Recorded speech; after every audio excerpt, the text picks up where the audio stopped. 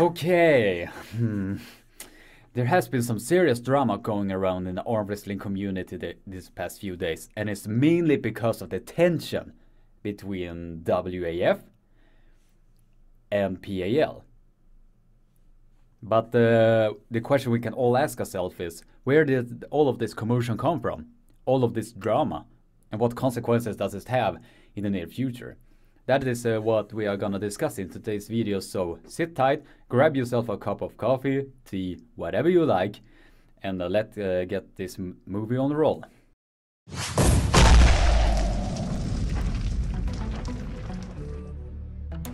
So, in case you have been living under a rock this past few days, WAF has stated a public ban to all referees that says that all referees that are WAF educated is banned to attend in any PAL events or events that has the URPA system in it. They are like competition like Riga Open, Seminoff, Slaughter, and so on and so on and so on. So before I even made this video, I read the documents of both WAF and the URPA documents. I will link both documents in the video description down below. And from what I have gathered, the only difference that I found is the dress code brand, the point system, and only those who have gone through the training of the URPA system are allowed to be referees there. The rest is literally the same. The rules, the referees, how they are gonna act on the table, it's literally the same. Like literally. But as I said before, from what I have gathered, one of the reasons this ban is based on is that in the URPA documents it does not say it will be WAF certified rules. But in the rules section itself, and how the referee shall behave, and so on, is literally the same. So it should not be any problem at all, right? And even PAL has even wrote a big article about all of this. I will even link that in the video description as well. But I'm just gonna read a section of that article that basically sums everything up what the article is about. URPA does not organize events. URPA is a unified ranking system that function is to create one ranking system for any event that meet URPA requirement. No laws in the WAF constitution that mention athletes must only compete in WAF sanctioned events unless National Federation has separate constitution that mentions so. And it's changed in constitution that only can be made in WAF World Congress in World Championships. As I said before, the link to the whole article will be linked down below. We all have our disagreements over things, I get that. But to ban a league as hasty as they did, just because it happened to be not WAF certified, is in my opinion a very big mistake that WAF can make. Mainly for a couple of reasons. Number one, it will make WAF themselves look like the bad guys here. And they are making PAL as the victim. Number two, banning the referees is like taking the freedom of choice from them. And by putting chains on their ankle that says, no, you can't go there. No, you can't go there. Yeah, nah, you can't go and referee over there. Otherwise, there will be charges put against you. Almost like that. Number three, if PAL had just added that one sentence that says it will be WAF certified rules, I think WAF wouldn't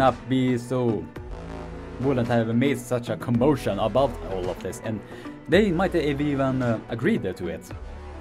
In my opinion, this whole nonsensical conflict is really unnecessary, and it shouldn't even be happening in the first place.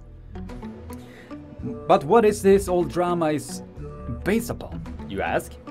Well, I have a small theory, and this might surprise a lot of people, But from what I have read and seen, this is what I come to.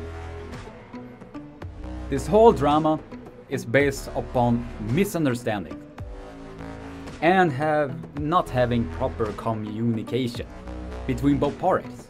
WAF is accusing PAL for a copy, paste their rules and call it their own. But PAL has used the WAF rules for years, since its inception, and has always have been.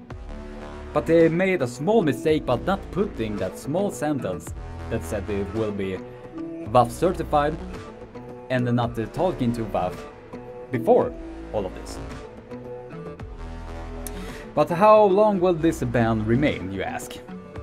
In my opinion, not for long, because WAF need the other leagues to grow more in popularity, whether they like it or not. And this decision they made is literally like shooting yourself in the foot. Like, really. Just to be clear, I am not bashing on any league here. I'm just presenting you on what has happened. And I will even link the articles, as I said multiple times in this video, in the video description down below, so you can read it all for yourself. Just to be clear. But now I would like to say my own message in all of this commotion that has happened. I am not gonna choose any sides here, because I don't want to choose any sides here. And why do I think that? This whole conflict is really unnecessary, and it's driving us further apart from each other, and it's just gonna split us in half, or even more. I mean, look at it like this. We are all on the same boat here. WEF, WEL, WEA, Arm Wars, Arm Fights Unleashed, PAL. We are all on the same boat here. Even though we have different viewpoints on how to make this sport grow and have disagreement over a lot of things, we are all striving for the same goal here. To make arm wrestling grow even further than it is in its current state, and to make it more mainstream to a wider audience. And if you look at the broader perspective here, we all need each other, and we all benefit from each other. Because if we have the same unifying goal, we will eventually get there to a mainstream audience. And yeah, that was just my 2 sentences about all of this, because I really needed to say something, because it really got out of hand nowadays. And if you want to read all of the articles for yourself, I will put all of them in the video description down below, so you can read it all for yourself. And as a conclusion of this video, I'm gonna quote a line of Anna Masarenko, as mostly known as Igor Masarenko's own wife.